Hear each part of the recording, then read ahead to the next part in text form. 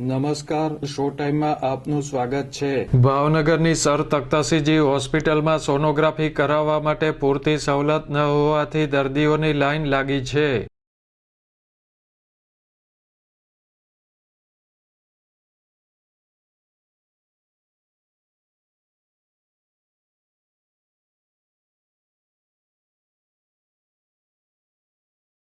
રાજ્ય સરકાર આરોગ્ય સેવા માટે કરોડો રૂપિયા ફાળવે છે, તેમ છતાં સરકારી હોસ્પિટલમાં લોકોને પૂરતી સુવિધા મળતી નથી। ભાવનગરની સર તખ્તાસિંહજી હોસ્પિટલમાં સોનોગ્રાફી માટે હાલ એક જ યુનિટ કાર્યરત હોવાથી દર્દીઓની લાંબી લાઈન જોવા મળી હતી।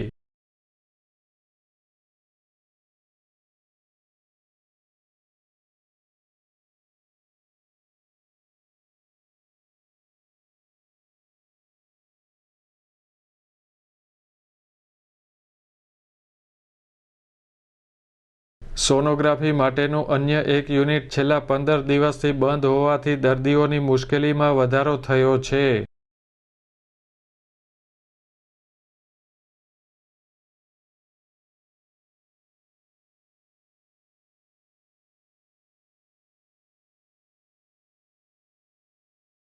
હોસ્પિટલ તંત્ર દ્વારા સોનોગ્રાફી માટે બીજા યુનિટની વ્યવસ્થા કરવામાં આવે તેવી માગણી કરવામાં આવી છે।